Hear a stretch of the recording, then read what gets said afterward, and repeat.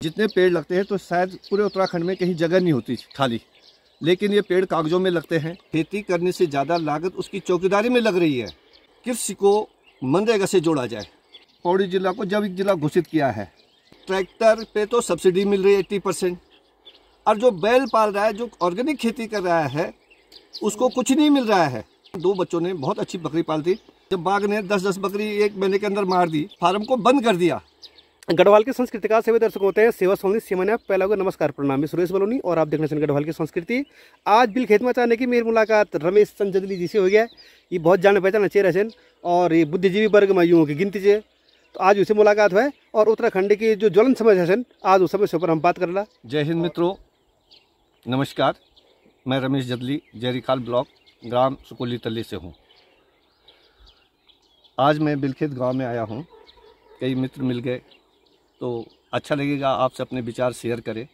आज उत्तराखंड की सबसे बड़ी ज्वलन समस्या एक तो लैंटाना घास है, दूसरी बात रोज़गार है।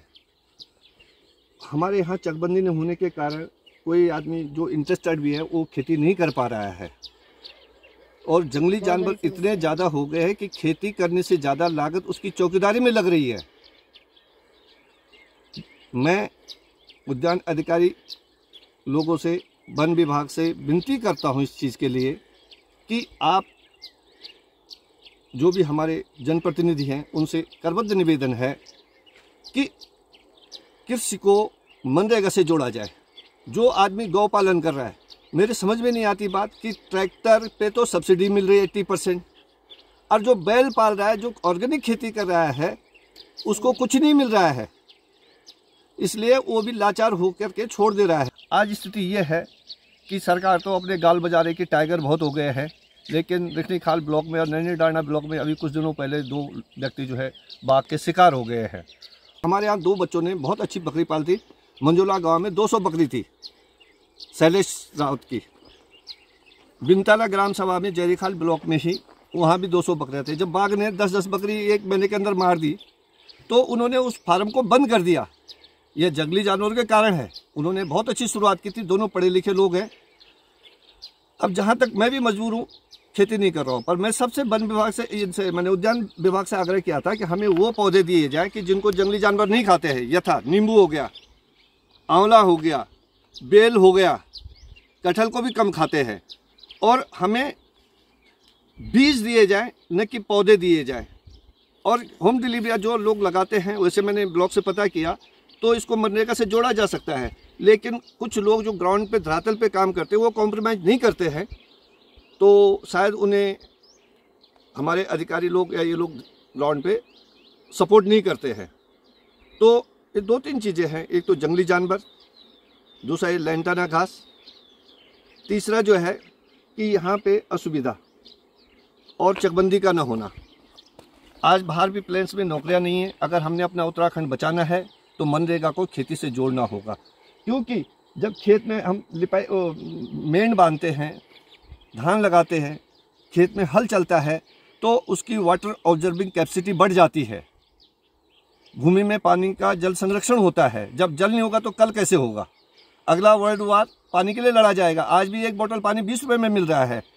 और कुछ ऐसे पौधे सरकारों ने लगा दिए हैं, जैसे यूकेलिप्टस है जो ज़्यादा पानी पीता है, चीड़ हो गया, पॉपुलर हो गया, ये ज़मीन की उर्वरा शक्ति को ख़त्म कर रहे हैं। मेरे ही सामने कई जल स्रोत सूख गए। जो मेरे गांव से नीचे जल स्रोत था वो सिर्फ इसलिए सूख गया क्योंकि वहाँ पे लोगों ने खेती करना बंद कर दिया है, और जल स्रोत सूखते जा रहे हैं, जो कि बहुत ही दुर्भाग्यपूर्ण है।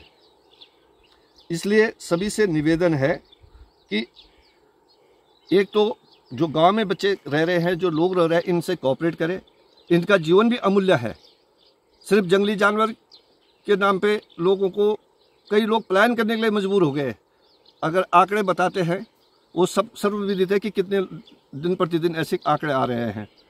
तो इन चीज़ों से बचाव के लिए वन विभाग, सरकार एवं अन्य अधिकारियों से भी विनम्र निवेदन है कि कृपया इन समस्याओं पर ध्यान दिया जाए।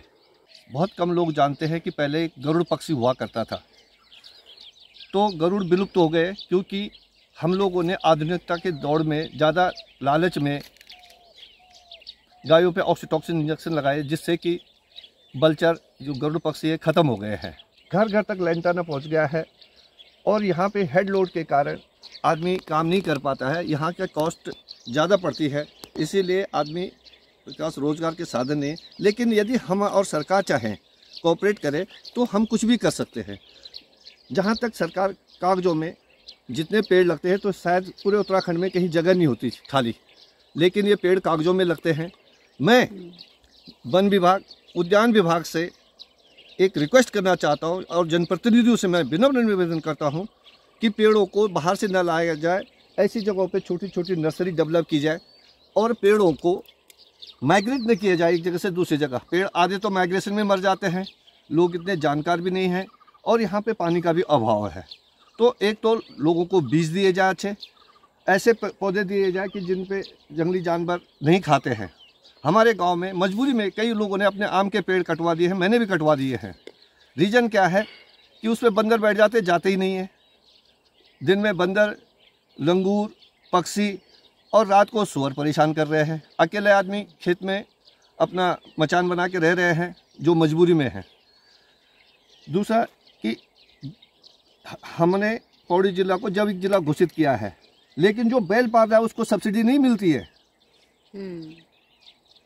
जल स्रोत सूखने का कारण ये है कि इन खेतों में जब जुताई होती थी तो इससे क्या है, ये नेचुरल खालचाल है। जब मेंढ की लिपाई होती है तो ये खालचाल बन जाता है। अभी जो खालचाल सरकार बना रही है, एक जायका एक डिवीज़न है, उन्होंने खालचाल बनाए, उल्टा सॉयल करोजन, मिट्टी का कटाव बढ़ गया क्योंकि उन्होंने डिच खोद दिया और मिट्टी लूज छोड़ दी। उसको स्टोन पिचिंग नहीं की गई, उसको कोई सपोर्ट नहीं दिया गया। आजकल युवा पीढ़ी काफ़ी मानसिक तनाव से गुजर रही है, अपने लिए कोई कमी नहीं चाहता है, वो भी आगे बढ़ना चाहते हैं, लेकिन उन्हें मार्गदर्शन करने वाला भी कोई नहीं है। सभी से निवेदन है कि अपने उत्तराखंड को बचाएं, संस्कृति को बचाएं। और जैसा हमारा पहले लोग थे, जब पहले लोग बिजली नहीं था, पानी नहीं थी, सड़क नहीं थी, तब लोग यहाँ पे रहे, हम भी रहे। आज हम सब ने गाँव छोड़ दिया है, यह बहुत ही दुर्भाग्यपूर्ण है। और जो लोग बाहर रह रहे हैं उनसे भी मेरी विनती है कि ऐसे लोगों को प्रोत्साहन दीजिए। प्रोत्साहन एक बहुत अच्छी